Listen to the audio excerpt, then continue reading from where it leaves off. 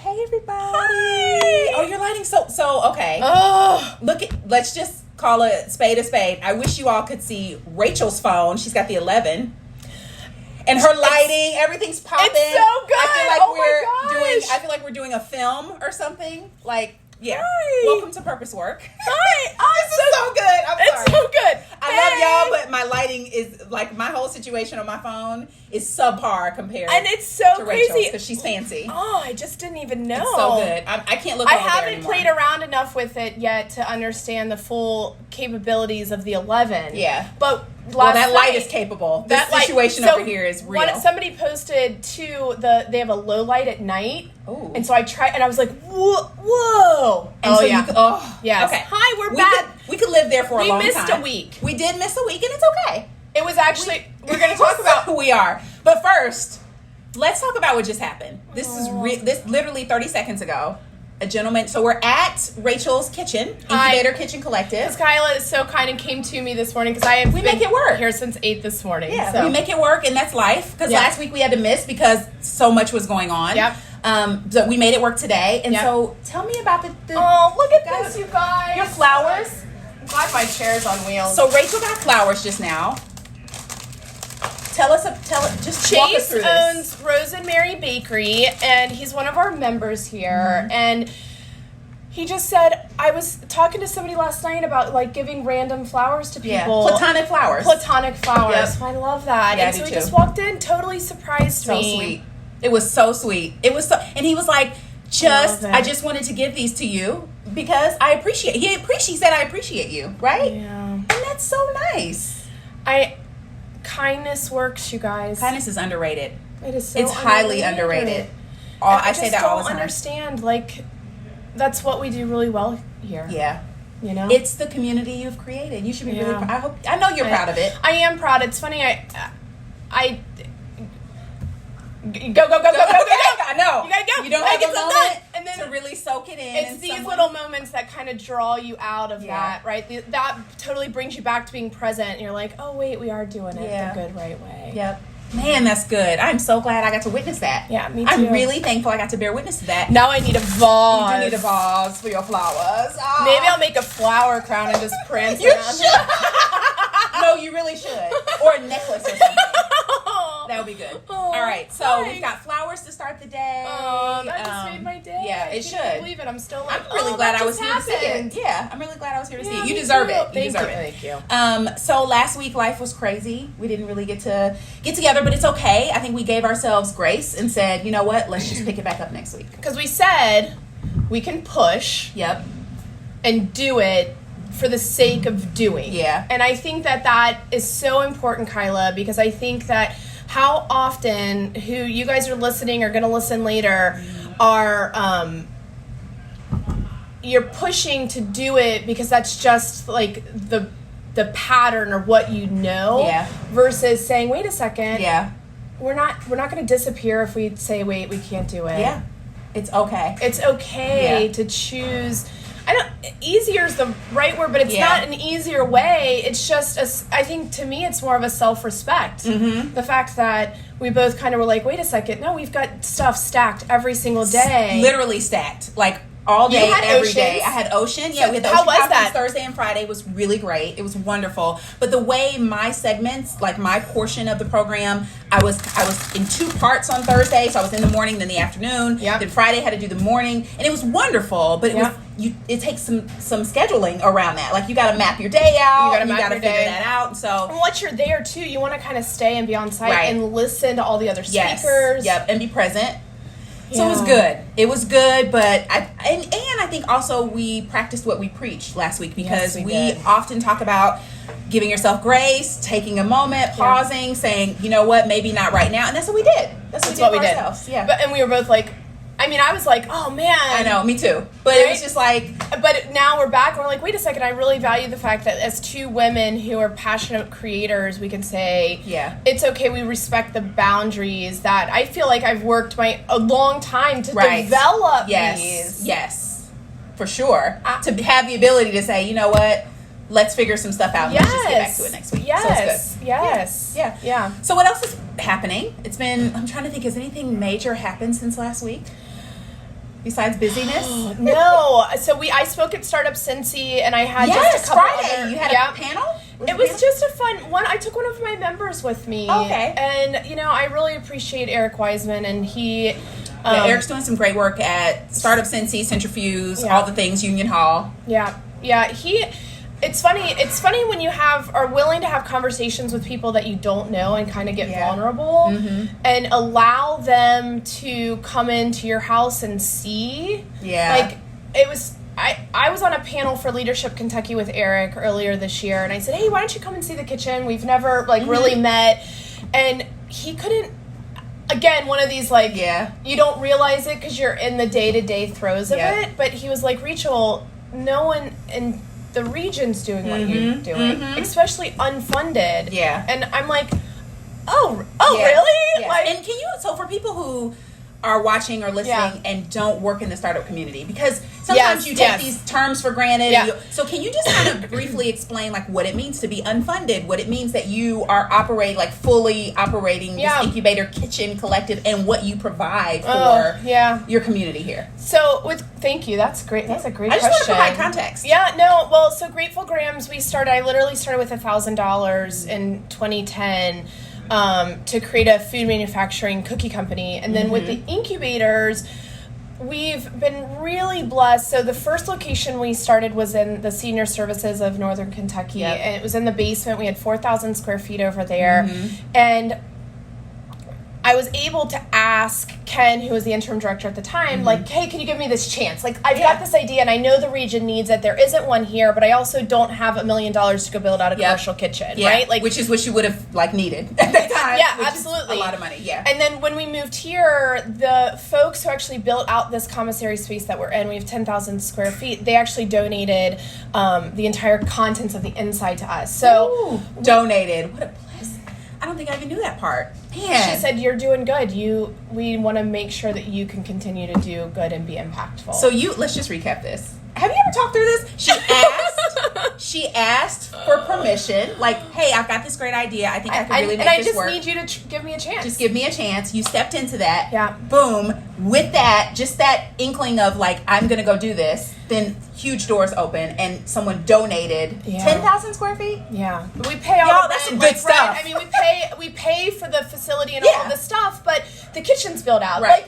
Everything that we need to continue to grow is here. Yeah. And so from 2016 to 2019, we've been able to support 70 companies, where between 2013 and 2016, it was only around 30. Yeah, so that growth is because we have the space for people to come into our house and feel welcome. Yeah. They're part of something here. And so my main job with the incubator is I do all the tours. I do any of the onboarding process, making sure I do a lot of one-on-one support. So any accountability partners, mentorship, guidance, I try to offer that up for being part of this. Which I think is important, because it's not just so people hear incubator kitchen space. Yeah. Oh, if I'm a chef, I just go in and I'm able to prepare my food. I'm able to have the majority of our members are actually folks who great-grandma made this sweet potato pie, and they want to revive grandma's story. Yep. Ooh. Yep. But you're providing the additional support. So I think sometimes that goes unnoticed. Like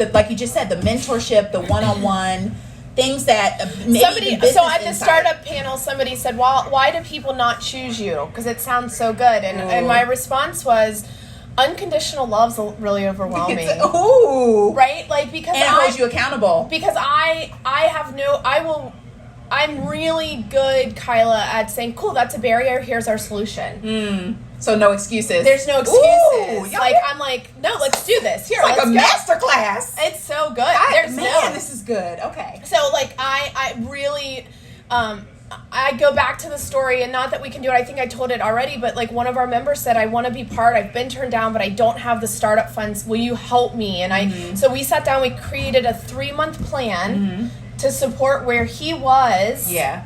Not where he wants to be. Not where he wants to be, but where you are. Is. That reality. And I think because it's me and my husband, we're able to offer that. Now, that doesn't work all the time. And but it comes back to the fact that every time I'm willing to be vulnerable and ask, it's received. Yeah. And so who am I to turn my back on folks that are coming to me to ask? Yep. So it's a full circle. It can't just be. We both did the same thing. I know. It's a full circle. It is, and we can't just be part. Yeah. Right? Like, you can't say, well, I can ask for everything that I need, but... Yep, but I won't show up for you. Ooh. So. Okay, so let's just to bring that pony home. Yeah. The unfunded part. So why is that so important? When you think about the landscape. Use it as an excuse. Yeah. Oh. I don't have the money to start the business. Yep. Yes. I don't have we literally sat at home on Friday nights and tied with pink ribbon our packages of Grateful Grants. Yep. Right? Yep. I had to invite my friends, like, we miss you. And I'm like, over I had a 5-month-old strapped to my back, literally. Picture, I think. Right? Yep. Absolutely. That was before Ellis. It was just Rosie, or he was a baby. I don't know, but... They were both so tiny. Yeah. Rosie was 5 months old when I started, and, I strapped her, and my friends I need you to come help me, right? Like, and so now, almost 10 years in, we're really saying, okay, funding is starting to get important, but we should have closed over and over and over again. If you look at startups, what is it? 50% fail within the first year. Yep. And then it just goes higher and higher. It's worse and worse and worse from there, right? Yep. So it's really exciting. Anything's possible. It is.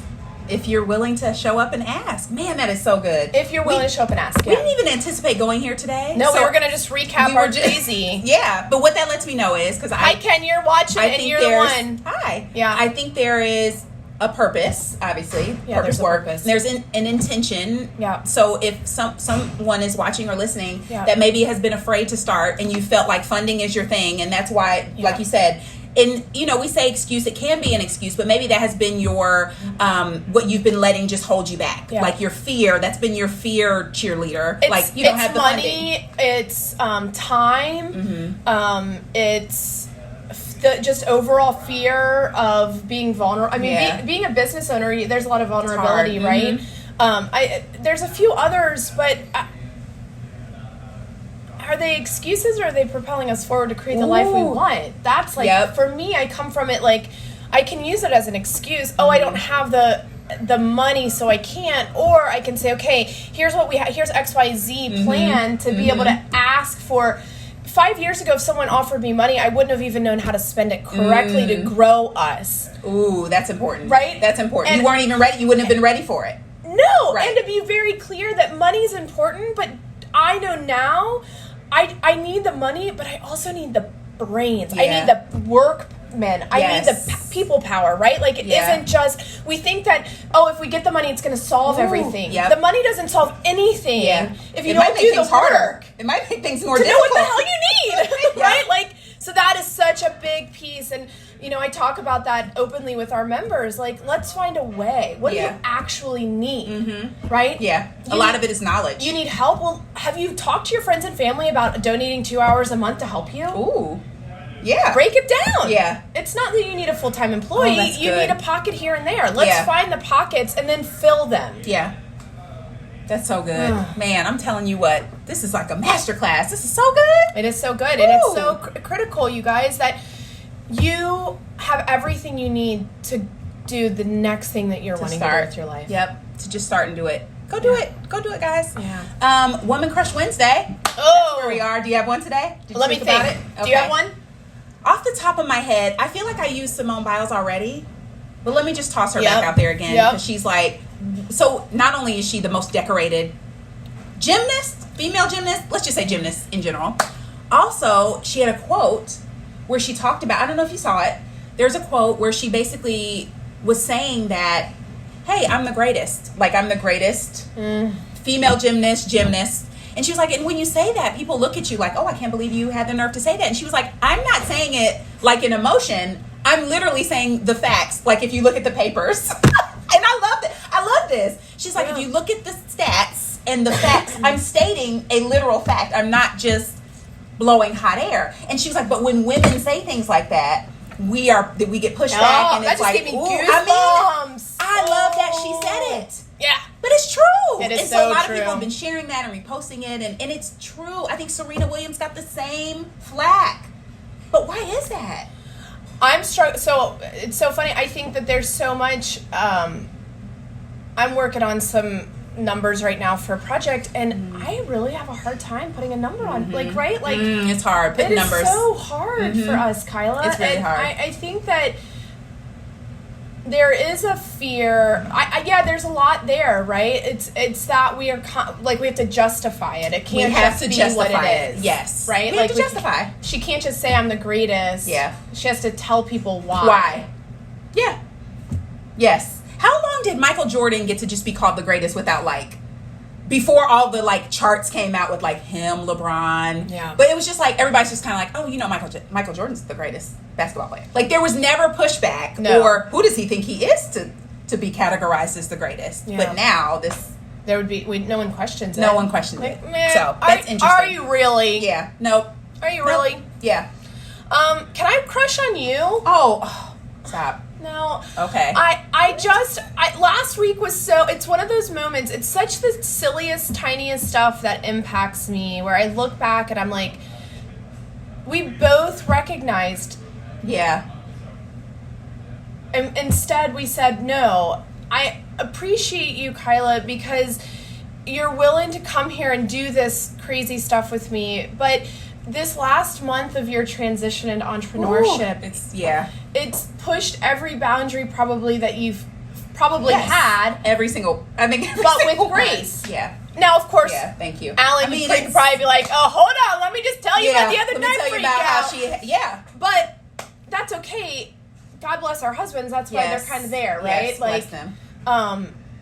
But you've really met it with so much goodness. Thank you. Again, isn't it funny? The timing's right. The timing is right. And it has been hard. Yeah. It's been difficult. And I think we try to be really honest and open about how difficult it can be. Because it gets glamorized, I think, on social media and things. Yeah. But it is tough. And you have to make decisions. That's why seeing you get flowers is so fulfilling. Yeah. Even for me as a bystander. Because I know how hard you work. Yeah. You know what goes into really being an entrepreneur. And so it comes down to that whole, we all just want, every single one of us wants to be seen. Mm-hmm. Yeah. We all want to be seen.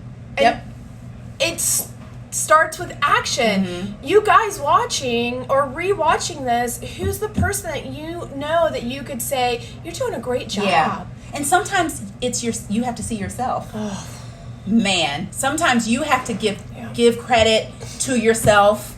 Remember what you've done up until this point because you feel like you're behind. Yeah. You feel, really so into yourself too. Yeah. As you're it's encouraging other people. Right? Yes. Good one. Oh man. Huh. Woo! Well, thank you. I really appreciate that. Oh, what are you grateful for? I am grateful for. Oh goodness, I'm grateful for this time together, us getting back to it, and not letting week one. It's so easy, isn't it? It's really easy because it's rainy. Yep.